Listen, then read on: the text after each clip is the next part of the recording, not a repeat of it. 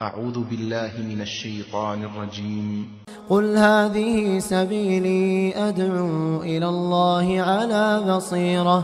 على بصيرة أنا ومن اتبعني وسبحان الله وما أنا من المشركين.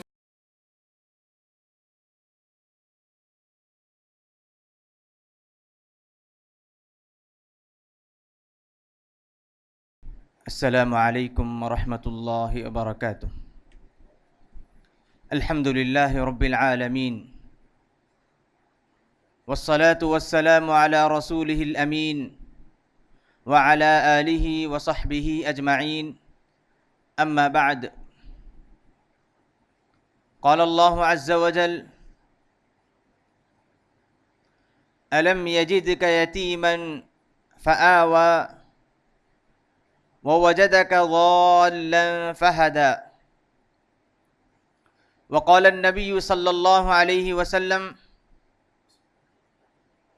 إن الله اصطفى كنانة من بني إسماعيل من ولد إسماعيل، واصطفى قريشا من كنانة، واصطفى من قريش بني هاشم، واصطفانی من بنی ہاشم. رواہ مسلم. محترم حاضرین، ہم تمام اللہ تبارک و تعالیٰ کے اس گھر میں ایک عظیم مقصد لیے ہوئے بیٹھے ہیں. نبی کریم صلی اللہ علیہ وسلم کی زندگی، نبی کریم صلی اللہ علیہ وسلم کی سیرت کو سننے سنانے کے مقصد سے ہم یہاں جمع ہیں. رب العالمین سے دعا ہے کہ پروردگار ہمارے اس جمع ہونے کو قبول فرمائیں. محترم حاضرین، سیرت نبی صلی اللہ علیہ وسلم، آپ کی زندگی، آپ کے لیل و نہار، آپ کے دن رات، اخلاق و کردار، معاملات کو کہتے ہیں. نبی کریم صلی اللہ علیہ وسلم کے اخلاق بے مثال تھے، آپ کی زندگی بے مثال تھی، آپ کے کردار بے مثال تھے، آپ کے افعال اقوال بے مثال تھے. خلاصہ یہ ہے کہ اللہ تبارک و تعالیٰ نے آپ کو ایک کامل انسان بنا کر بھیجا تھا. ایسا انسان نہ آج تک دنیا میں آیا، نہ قیامت تک آنے والا ہے. اللہ تبارک و تعالیٰ نے آپ کو نبوت و رسالت کے لیے اختیار کیا تھا. اللہ تبارک و تعالیٰ نے آپ کے اخلاق و کردار کو بہتر کیا تھا. اللہ تبارک و تعالیٰ نے آپ کی زندگی کو ہمارے لیے تا قیامت آنے والے انسانوں کے لیے اسوہ، نمونہ، قدوہ اور آئیڈیل بنا دیا ہے. تو اسی لیے اللہ کے رسول صلی اللہ علیہ وسلم کی زندگی کو جاننا، اللہ کے رسول صلی اللہ علیہ وسلم کے اخلاق و کردار کو جاننا، اللہ کے رسول صلی اللہ علیہ وسلم کے معاملات کو جاننا ہر انسان کے لیے، خصوصاً مسلمان کے لیے بہت ضروری ہے. اللہ تبارک و تعالیٰ نے قرآن مجید میں آپ کا ذکر بلند کیا. اللہ تبارک و تعالیٰ نے قرآن مجید میں آپ کے شان بیان کیے ہیں، اور اللہ تبارک و تعالیٰ نے آپ کے اخلاق و کردار کو پاک رکھا.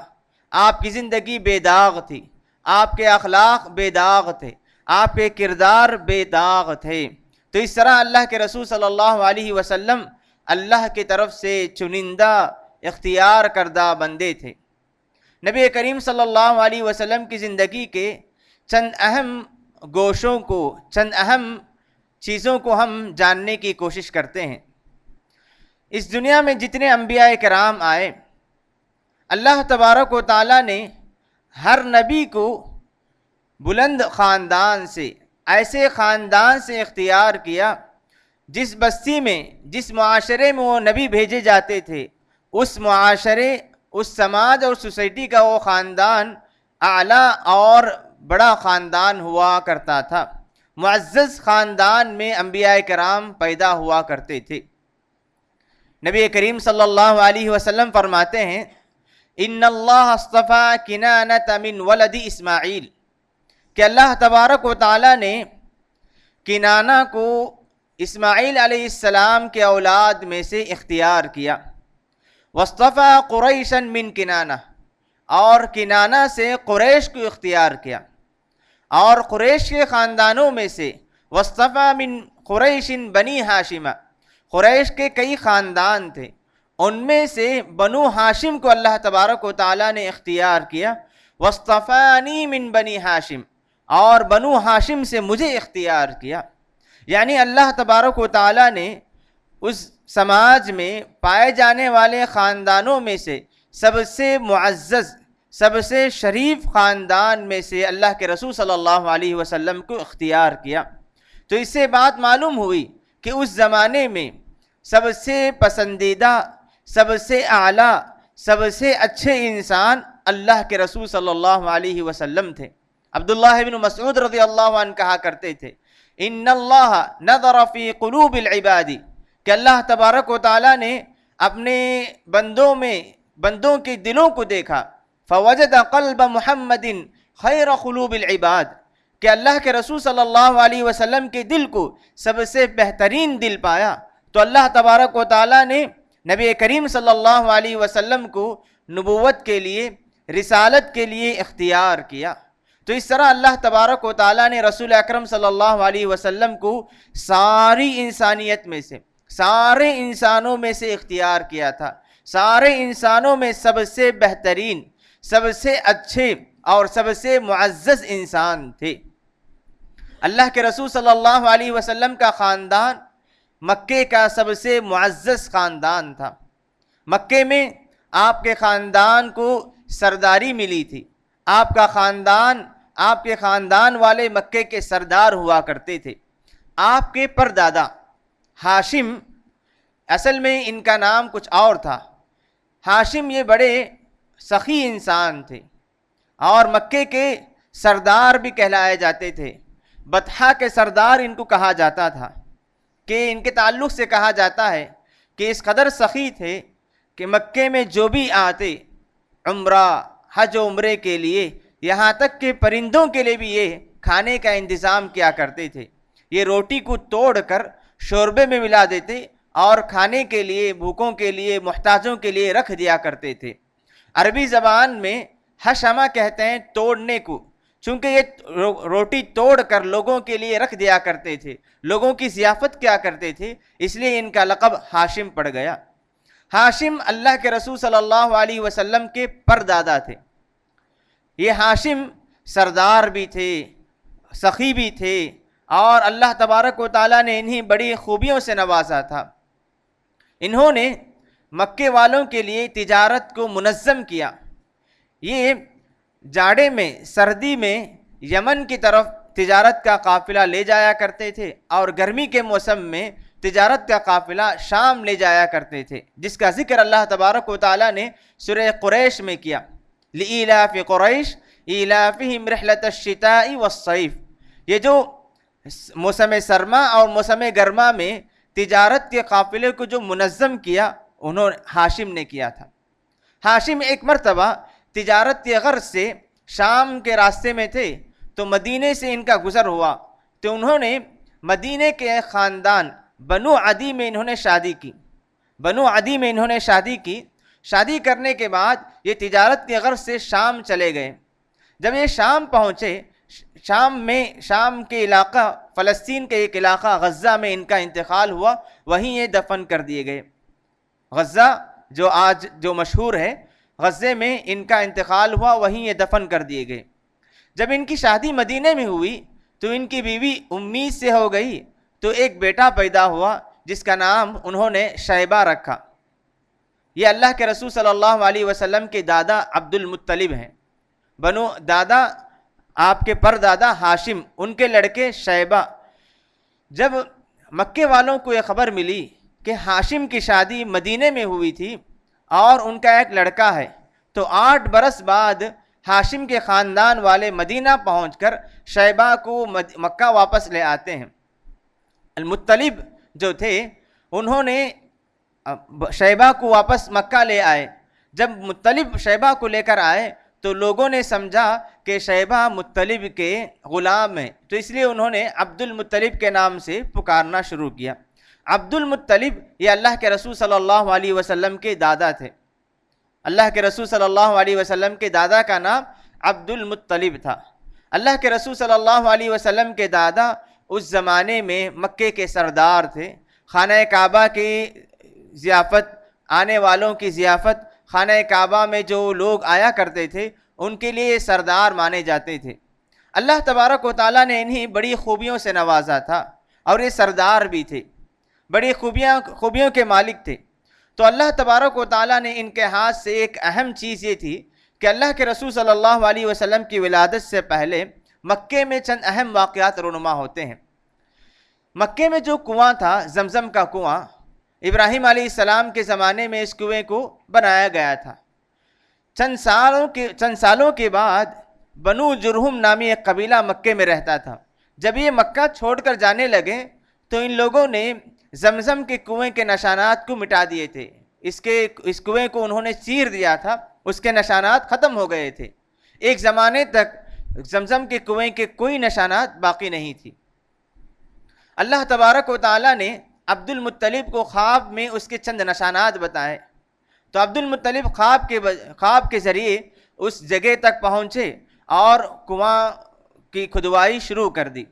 جب کنویں کے آثار نظر آنے لگے تو مکے کے جتنے لوگ تھے، جتنے دوسرے قبیلے تھے، سب کے سب اس کام میں شریک ہونا چاہ رہے تھے۔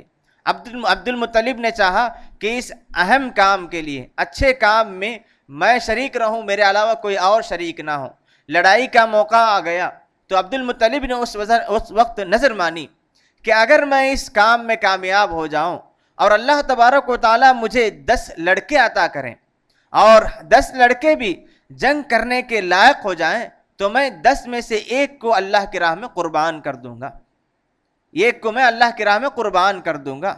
تو ان کے نظر کے مطابق اللہ تبارک و تعالیٰ نے انہیں 10 سے زائد اولاد عطا کر دی، سب کے سب جنگ کے لائق اور قابل ہو گئے۔ تو انہوں نے اپنے 10 بچوں میں سے ایک کو قربان کرنے کے لیے انہوں نے قرعہ ڈالا، جسے ہم چٹی کہتے ہیں۔ انہوں نے قرعہ ڈالا تو اس میں اللہ کے رسول صلی اللہ علیہ وسلم کے والد عبداللہ کا نام نکل آیا۔ عبداللہ بڑے خوبصورت انسان تھے اور عبداللہ عبد المطلب کے سب سے پسندیدہ بیٹے تھے۔ عبد المطلب کو اس لڑکے کو قربان کرنا ایک طرح سے دشوار تھا، اور جب نظر کے مطابق وہ قربان کرنے کے لیے تیار ہو گئے تو مکے کے لوگ آڑے آ گئے، رکاوٹ بن گئے کہ تم عبداللہ کو قربان نہیں کر سکتے۔ انہوں نے کہا کہ اب میں نے تو نظر مانی ہے، اس نظر سے مجھے چھٹکارا کیسے مل سکتا ہے؟ تو انہوں نے کہا کہ اس ایک جان کے بدلے 100 اونٹ قربان کر دو، ہو سکتا ہے اللہ تبارک و تعالیٰ تمہارے اس نظر کو قبول کر لیں۔ تو اس طرح عبد المطلب نے اللہ کے اپنے بیٹے عبداللہ کے بدلے میں 100 اونٹ قربان کیا، اللہ کی راہ میں قربان کر دیے۔ اسی لیے اللہ کے رسول صلی اللہ علیہ وسلم کو 2 ذبیح کی اولاد کہا جاتا ہے۔ 2 ذبیح کی اولاد یعنی اللہ کے رسول صلی اللہ علیہ وسلم کے والد کے بدلے 100 اونٹ قربان کیے گئے تھے، ان کو بھی قربان کرنا تھا، ذبیح کہلائے۔ اسی طرح آپ صلی اللہ علیہ وسلم اسماعیل علیہ السلام کے خاندان سے تھے۔ ابراہیم علیہ السلام کے 2 لڑکے تھے، اسحاق اور اسماعیل۔ اسحاق علیہ السلام کے اولاد میں یعقوب علیہ السلام وغیرہ آئے تھے، اور اسماعیل علیہ السلام کے خاندان سے اللہ کے رسول صلی اللہ علیہ وسلم کو نبوت ملی۔ تو اسماعیل علیہ السلام بھی ذبیح تھے، جسے اللہ تبارک و تعالیٰ نے ذبح کرنے کا حکم دیا۔ پھر اللہ تبارک و تعالیٰ نے ان کے فدیے میں ایک مینڈے کو اللہ تعالیٰ نے آسمان سے بھیج دیا تھا۔ تو اس طرح اللہ کے رسول صلی اللہ علیہ وسلم کو 2 ذبیح کے اولاد کہا جاتا ہے۔ ایک اہم واقعہ ہے اللہ کے رسول صلی اللہ علیہ وسلم کی ولادت، پیدائش سے پہلے جو رونما ہوا۔ اور اسی طرح اس زمانے میں لوگ عبادت کے لیے، حج و عمرے کے لیے مکے کا رخ کیا کرتے تھے۔ اللہ کے رسول صلی اللہ علیہ وسلم کی ولادت سے پہلے یمن میں ایک گورنر تھا جو حبشہ کے بادشاہ کا گورنر تھا، اس نے دیکھا کہ لوگ بڑی تعداد میں مکے کا رخ کرتے ہیں، مکے والوں کو بڑا فائدہ ہوتا ہے، تو اس نے یمن میں ایک چرچ بنایا اور لوگوں کو حکم دیا کہ تم مکے کے بجائے یمن کا رخ کرو اور اس چرچ میں تم اپنے اس چرچ کی زیارت کرنے کا حکم دیا۔ تو اس وقت ایک عرب کے ایک آدمی نے اس کے حکم کو ٹھکراتے ہوئے ابرہہ کے اس چرچ میں پہنچا اور وہاں غلاظت کر دی۔ ابرہہ کو بڑا غصہ آیا، اس نے اس کا بدلہ لینے کے لیے مکے میں جو کعبہ ہے اس کو ڈھانے کے لیے 60,000 کا لشکر لے کر مکے کی طرف رخ کرتا ہے، جس میں ہاتھیوں اور بڑے اسلحے لے کر وہ مکے کا رخ کرتا ہے۔ اس کا مقصد یہ تھا کہ میں مکہ پہنچوں گا اور خانہ کعبہ کو ڈھا کر آؤں گا، اور وہ دراصل اس عرب کے اس آدمی نے جو غلاظت کیا تھا اس کا بدلہ لینا چاہ رہا تھا۔ 60,000 کے لشکر کو لے کر مکے کے قریب آتا ہے۔ مکے کے قریب مینا اور مزدلفہ کے درمیان ایک علاقہ ہے، ایک چھوٹا سا علاقہ ہے جسے وادی محصر کہا جاتا ہے۔ مینا اور مزدلفہ کے قریب ایک علاقہ ہے، ایک وادی ہے، وادی محصر اس کو کہا جاتا ہے۔ جب یہ وادی محصر پہنچا تو یہ ہاتھیوں کا لشکر لے آیا تھا۔ ہاتھی قریب اور آگے بڑھنے سے رک گئے، ہاتھی وہیں پر رک گئے، اور ابرہہ نے مکے والوں کے جانوروں کو پکڑ لیا تھا، ناحق اس کو لے لیا تھا۔ عبد المطلب جو مکے کے سردار تھے جا کر کہا کہ تم میرے اونٹوں کو واپس کرو۔ اس نے کہا کہ میں نے تو تمہارے گھر خانہ کعبہ کو ڈھانے کے لیے آیا ہوں اور تمہیں فکر ہے تمہارے جانوروں کی۔ عبد المطلب نے جواب دیا کہ میں جانوروں کا مالک ہوں، مجھے اپنے جانور کی فکر ہے، اور کعبے کا مالک اللہ ہے، اس کی حفاظت وہ خود کرے گا۔ تو اس طرح ان کا جواب یہ تھا۔ اس کے بعد وہ لوٹ گئے۔ ہاتھی وادی محصر سے آگے بڑھنے سے رک رہے تھے، انکار کر رہے تھے۔ اتنے میں اللہ تبارک و تعالیٰ نے پرندوں کو بھیجا جو اپنے چونچوں میں 3 کنکری لے ہوئے تھے، جو کنکری کے ہاتھیوں کو مارتے گئے، لشکر کو مارتے گئے، تو اس طرح وہ کنکریوں کی وجہ سے بھوسا ہو کر وہ گر پڑے زمین میں۔ ابرہہ بھی مکے سے واپس بھاگ کر نکلا اور یمن کے راستے میں اس کی وفات ہو گئی، وہ ہلاک ہو گیا۔ اس کا ذکر اللہ تبارک و تعالیٰ نے سورۃ الفیل میں کیا ہے۔ الم تر کیف فعل ربک باصحاب الفیل، اللہ تبارک و تعالیٰ نے اس کا ذکر سورۃ الفیل میں کیا۔ اللہ کے رسول صلی اللہ علیہ وسلم کی ولادت سے پہلے یہ 2 اہم واقعات رونما ہوئے۔ اللہ کے رسول صلی اللہ علیہ وسلم کی ولادت کب ہوئی؟ اللہ کے رسول صلی اللہ علیہ وسلم 9 ربیع الاول یا 12 ربیع الاول، اکثر مورخین جتنے لوگوں نے اللہ کے رسول کی زندگی کے تعلق سے لکھا ہے، اکثر لوگوں نے 9 ربیع الاول کا ذکر کیا ہے، اور بعض لوگوں نے اختلاف کیا، کہا کہ 12 ربیع الاول کو اللہ کے رسول صلی اللہ علیہ وسلم کی ولادت پیدائش ہوئی۔ لیکن اس بات میں تو یقین ہے کہ آپ کی وفات 12 ربیع الاول کو ہوئی۔ 12 ربیع الاول کو آپ کی وفات تو ہوئی، سب کا اس پر اتفاق ہے۔ البتہ ولادت کے معاملے میں کہا جاتا ہے کہ آپ 9 ربیع الاول کو، اگر عیسوی تاریخ دیکھیں، میلادی تاریخ دیکھیں، 21 اپریل 570 پر 1 عیسوی میں آپ صلی اللہ علیہ وسلم کی ولادت ہوئی۔ 570 پر 1 عیسوی اور 21 اپریل کو آپ صلی اللہ علیہ وسلم کی ولادت ہوئی۔ دن پیر کا دن تھا، یوم الاثنین، پیر کا دن تھا۔ اللہ کے رسول صلی اللہ علیہ وسلم کی ولادت جب ہوئی، کہا جاتا ہے کہ اللہ کے رسول کی ولادت سے 50 یا 55 دن پہلے اصحاب الفیل کا واقعہ رونما ہوا تھا۔ یعنی جس سال ابرہہ کا لشکر مکے میں ہلاک ہوا، اسی سال اللہ کے رسول صلی اللہ علیہ وسلم پیدا ہوئے۔ اس واقعے کے بالکل 50 یا 55 دن بعد اللہ کے رسول صلی اللہ علیہ وسلم پیدا ہوئے۔ اللہ کے رسول صلی اللہ علیہ وسلم کے والد کا نام عبداللہ تھا، اور آپ کی والدہ کا نام آمینہ، آپ کے دادا کا نام عبد المطلب تھا۔ اللہ کے رسول صلی اللہ علیہ وسلم کے والد عبداللہ کی شادی آمینہ سے ہوئی۔ عبداللہ بھی بڑے خاندان سے تھے، معزز خاندان سے تھے، اور آمینہ بھی معزز خاندان سے تھی۔ دونوں کی شادی ہوئی۔ شادی کے بعد عبد المطلب جو آپ کے دادا تھے، انہوں نے عبداللہ کو تجارت کے غرض سے کہیں شام یا مدینے کی طرف روانہ کر دیا۔ اللہ کے رسول صلی اللہ علیہ وسلم کی والدہ امی سے ہوئی۔ اللہ کے رسول صلی اللہ علیہ وسلم پیٹ میں تھے اور عبداللہ آپ کے والد تجارت کے لیے سفر پر نکلے ہوئے تھے۔ شام سے واپسی کے موقع پر مدینے میں آپ کی وفات ہو گئی، یعنی اللہ کے رسول صلی اللہ علیہ وسلم کی ولادت سے پہلے آپ کے والد کا انتقال ہو گیا، اور آپ جب پیدا ہوئے تو آپ یتیم پیدا ہوئے۔ سورۃ الضحیٰ میں اللہ تعالیٰ فرماتے ہیں الم یجدک یتیما فآوا، اللہ تعالیٰ نے آپ کو یتیم پایا اور اس نے تمہیں پناہ دی۔ تو اللہ کے رسول صلی اللہ علیہ وسلم جب پیدا ہوئے تو آپ کے والد کا انتقال ہو چکا تھا۔ تو جیسے ہی آپ کی ولادت ہوئی تو آپ کی ماں نے آپ کے دادا کو خوشخبری سنائی، تو آپ کے دادا بڑے خوش ہوئے اور بچے کو لے جا کر خانہ کعبہ میں نام رکھا محمد۔ محمد آپ کا نام رکھا، جس کا معنی ہے جس کی تعریف ہر کوئی کرنے والا۔ اللہ کے رسول صلی اللہ علیہ وسلم کے دادا آپ سے بہت زیادہ محبت کیا کرتے تھے، ہمیشہ آپ کو اپنے ساتھ رکھا کرتے تھے۔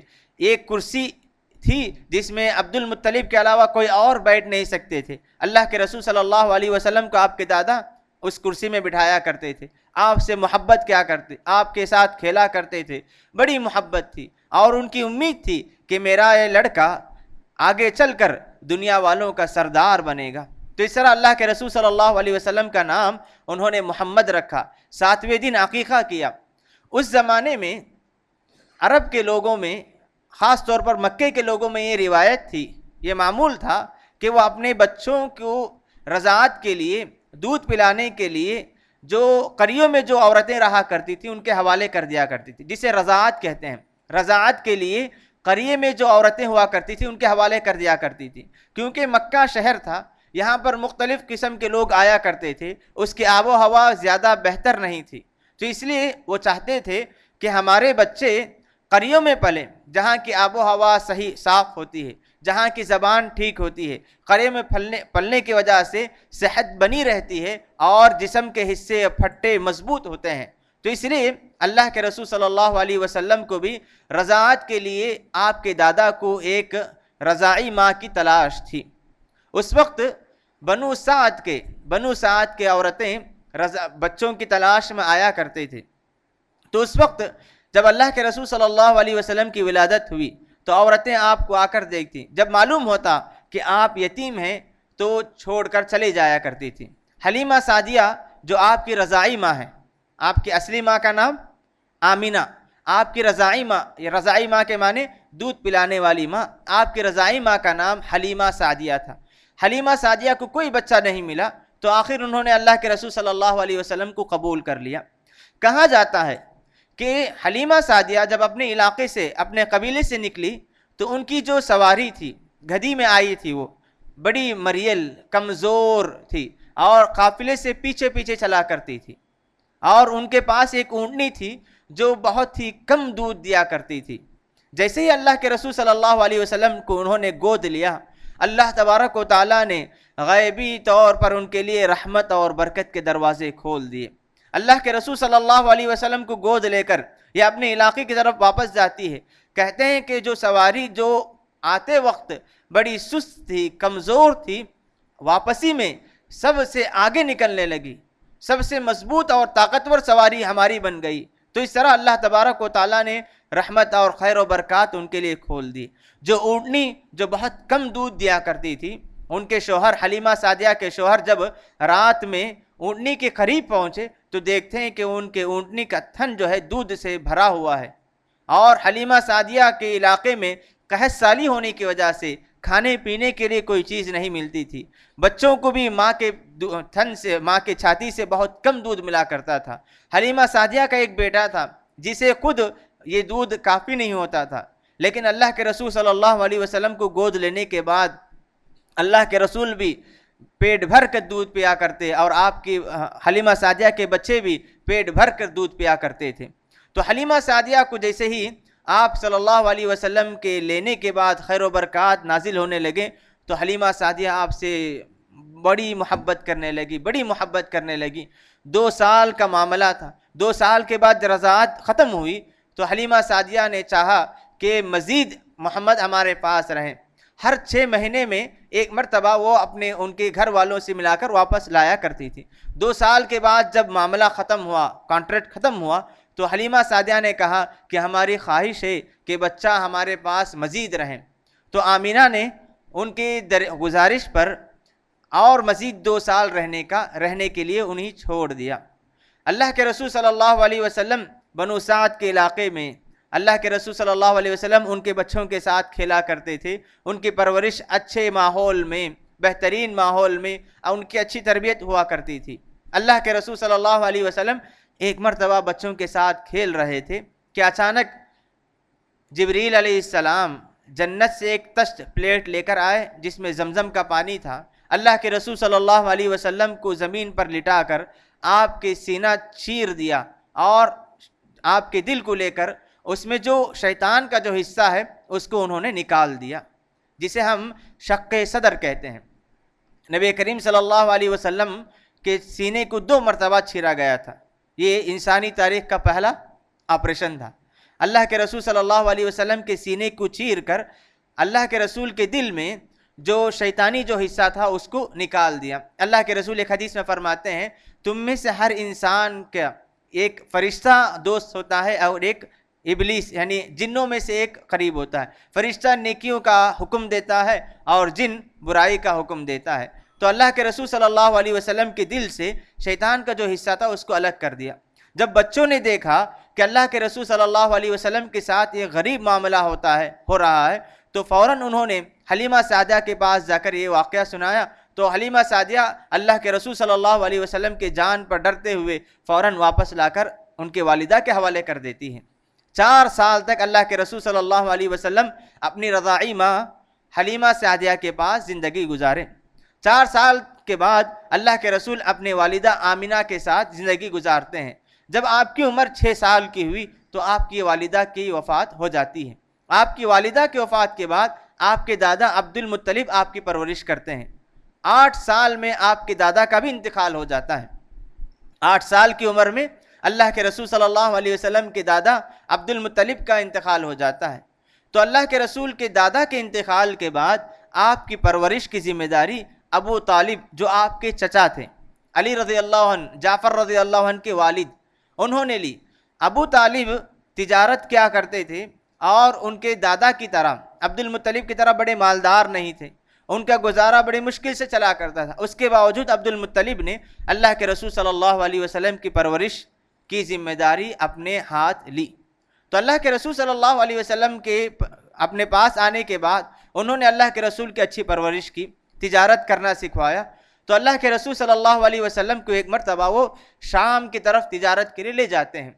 شام کے قریب جب پہنچتے ہیں تو اس وقت یہودی ایک عالم تھا جسے بحیرہ راہب کہتے ہیں۔ اس نے دیکھا کہ آپ کے قافلے میں ایک آدمی ہے جسے نبوت ملنے والی ہے، ہماری کتابوں میں یہ ذکر کیا گیا ہے۔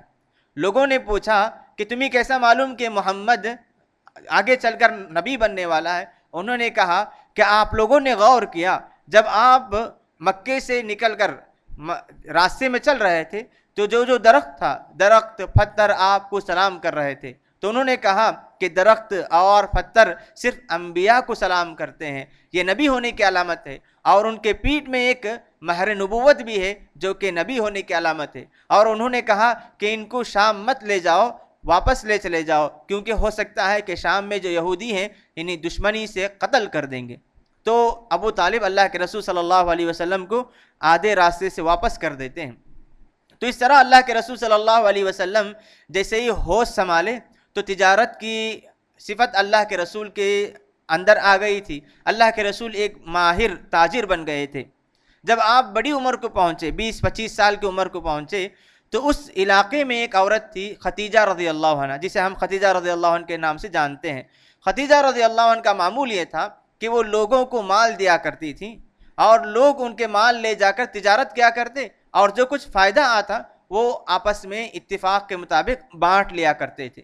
اللہ کے رسول صلی اللہ علیہ وسلم کی امانت اور دیانت کا چرچا تھا۔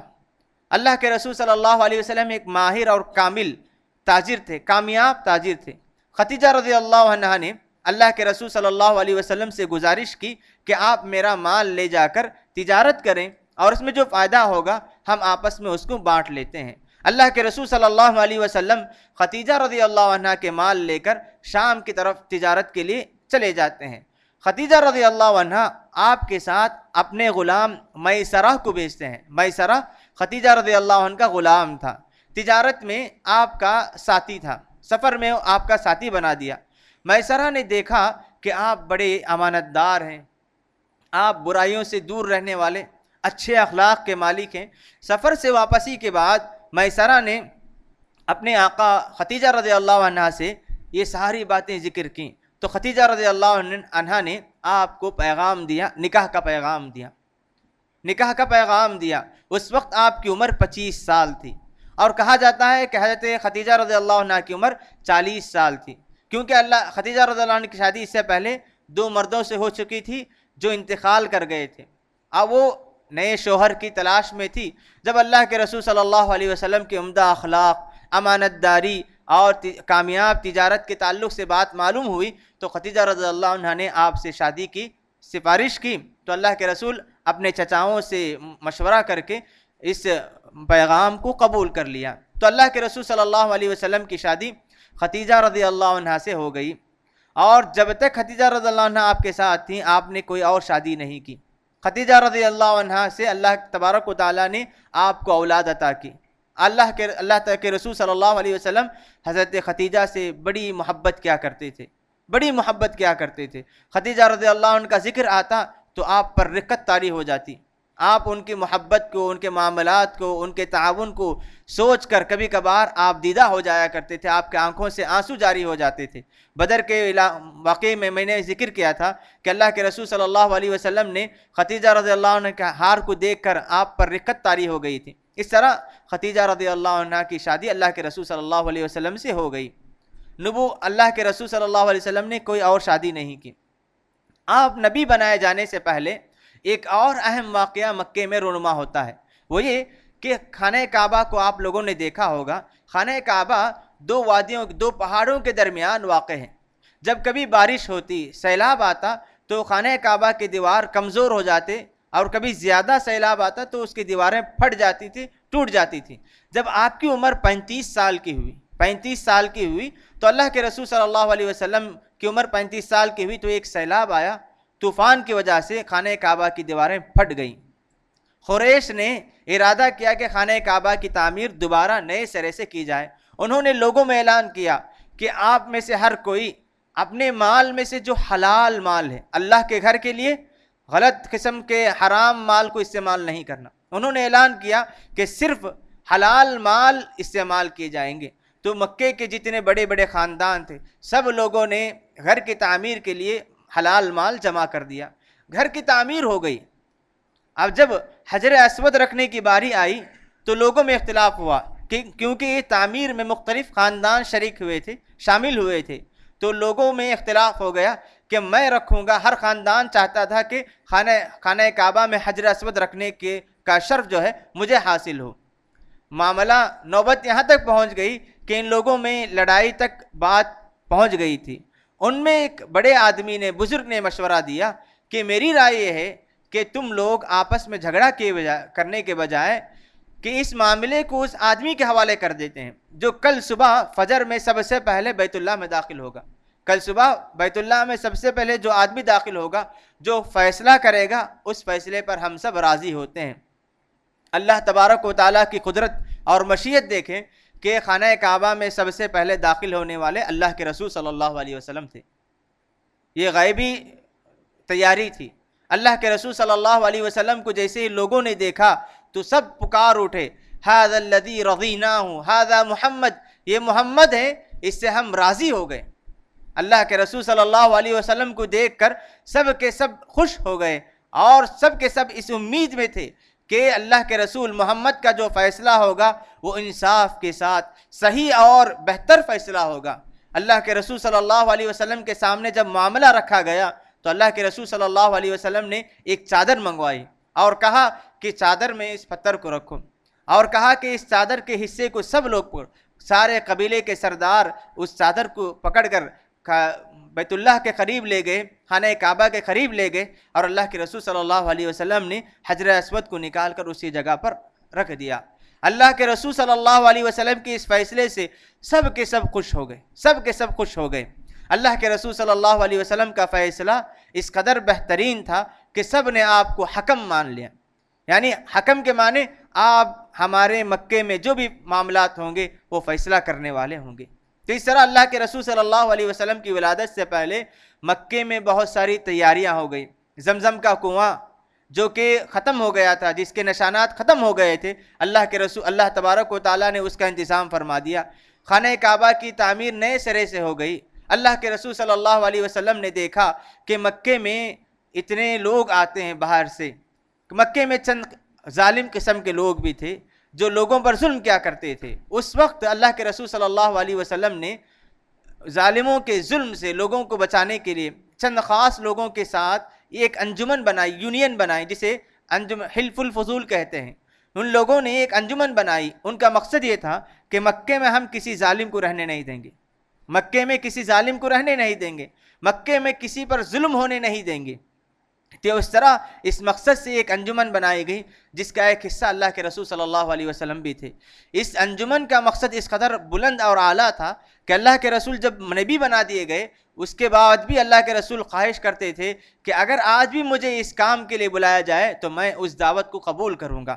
تو اللہ کے رسول صلی اللہ علیہ وسلم حلف الفضول کے ایک حصہ بن گئے. مکے میں بہت ساری برائیاں پائی جاتی تھیں، شرک، بت پرستی، 360 بت تھے. یہ ساری چیزیں دیکھ کر اللہ کے رسول کو بہت تکلیف ہوا کرتی تھی. اللہ کے رسول صلی اللہ علیہ وسلم فطرت پر قائم تھے، توحید پر قائم تھے. اللہ کے رسول کبھی شرک نہیں کی، کبھی بت پرستی نہیں کی، کبھی کوئی برائی نہیں کی، کوئی گناہ نہیں کی. اللہ تعالیٰ نے آپ کی زندگی کو بے داغ رکھا تھا. اللہ کے رسول جب دیکھتے کہ برائی پائی جاتی ہے، شرک ہے، بت پرستی ہے، اللہ کے رسول کو بڑی تکلیف ہوا کرتی تھی. اس چیز سے مکے والوں کو بچانے کی فکر میں رہا کرتے تھے. لیکن اللہ کے رسول امی تھے. امی کے معنی وہ آدمی جو لکھنا پڑھنا نہیں جانتا، جسے ہم ان پڑھ کہتے ہیں. اللہ کے رسول صلی اللہ علیہ وسلم امی تھے، ان پڑھ تھے. لیکن آپ کی بات کون مانے گا؟ اسی فکر کو لے کر اللہ کے رسول صلی اللہ علیہ وسلم اسی سوچ کو لے کر غار حرا چلے جایا کرتے تھے. چند دنوں کے لیے پانی اور ستو لے کر غار حرا میں چلے جاتے، وہاں عبادت میں، اللہ کی عبادت میں لگا رہتے تھے. اللہ کے رسول صلی اللہ علیہ وسلم کی خواہش تھی کہ مکے والوں کو کسی طرح بت پرستی سے، شرک سے، برائیوں سے، جو بھی اخلاقی برائیاں، سب سے ہمیں انہیں کسی طرح نکالنا ہے. اسی فکر سے اللہ کے رسول صلی اللہ علیہ وسلم غار حرا میں تھے تو اچانک آپ پر وحی آتی ہے. پہلی وحی غار حرا میں آپ عبادت میں لگے تھے، پہلی وحی آتی ہے. اللہ کے رسول صلی اللہ علیہ وسلم کے پاس جبریل آ کر کہتے ہیں اقرأ، کہ محمد تم پڑھو. اللہ کے رسول نے کہا کہ میں تو پڑھنا نہیں جانتا. پھر جبریل نے کہا کہ پڑھو. اللہ کے رسول نے کہا میں پڑھنا نہیں جانتا. جبریل نے آپ کو اپنے سینے سے چمٹایا تو 3 مرتبہ اس طرح ہوا. تو اس کے بعد 5 آیتیں نازل ہوئی، سورۃ العلق کی شروع کی 5 آیتیں. پہلی وحی میں یہ واقعہ ہوا. تو اللہ کے رسول صلی اللہ علیہ وسلم عبادت میں غار حرا میں مشغول تھے اور آپ کو نبی بنا دیا گیا. یہ رمضان کا مہینہ تھا. اللہ کے رسول صلی اللہ علیہ وسلم کی ولادت کے 40 سال بعد جب آپ 40 سال کے ہوئے تو آپ کو نبی بنایا گیا اور پہلی وحی رمضان کے مہینے میں نازل ہوا. تو اللہ کے رسول صلی اللہ علیہ وسلم کی ولادت سے پہلے اور اللہ کے رسول کی ولادت سے 40 سال تک جو اہم واقعات تھے میں نے آپ لوگوں کے سامنے رکھے. اگلے درس میں انشاءاللہ ہم اللہ کے رسول صلی اللہ علیہ وسلم کی نبوت کی زندگی کیسی تھی، اللہ کے رسول نبی بنائے جانے کے بعد کیسی زندگی گزاری، کیا معاملات آئے، دعوت کے لیے کیا دشواریاں آئیں، مسلمانوں کے لیے کیا پریشانیاں تھیں، یہ ساری بات انشاءاللہ اگلے درس میں ہم آپ کے سامنے بیان کریں گے. ایک اہم بات یہ ہے کہ اللہ کے رسول صلی اللہ علیہ وسلم کو اللہ تبارک و تعالیٰ نے بچپن ہی سے آپ کی پرورش اچھے انداز میں کی، اخلاق پر، اور آپ کی نشو و نما صحیح اخلاق پر، عمدہ اخلاق پر ہوئی تھی. اسی لیے مکے کے لوگ آپ کو 3 اہم القاب دیا کرتے تھے. آپ حکم تھے، بہترین فیصلہ کرنے والے، انصاف والے تھے. دوسرا یہ کہ آپ کی امانت داری مکے میں مشہور تھی. آپ امین کے لقب سے پکارے جاتے تھے، سب کے سب آپ کو امین کہتا تھا. دشمن ہونے کے باوجود آپ کے پاس اپنے امانتیں رکھا کرتے تھے. اسی طرح آپ صحیح بولا کرتے تھے، کبھی آپ نے جھوٹ نہیں بولا. تو آپ کو امین کے نام سے، صادق کے نام سے، حکم کے نام سے مکے کے لوگ جانا کرتے تھے. تو اس طرح اللہ تبارک و تعالیٰ نے آپ کی حفاظت کی، آپ کی تربیت اچھے انداز میں کی. آپ کی پرورش بہترین کی، تو اللہ کے رسول جیسے ہی نبی بنائے جاتے ہیں انشاءاللہ اس کے بعد کے جو واقعات ہیں آپ کے سامنے ہم اگلے درس میں بیان کریں گے۔ رب العالمین سے دعا ہے کہ پروردگار اللہ کے رسول صلی اللہ علیہ وسلم کی زندگی کو سمجھ کر اس زندگی کے مطابق ہماری زندگی کو ڈھالنے کے ہم تمام کو توفیق عطا فرمائے۔ نبی کریم صلی اللہ علیہ وسلم کی سنتوں کو جان کر سنتوں سے محبت کرنے اور سنتوں کے مطابق ہمیں عمل کی توفیق عطا فرمائے۔ اللہم آمین، وصلی اللہ علی نبینا محمد وعلی آلہ وصحبہ اجمعین۔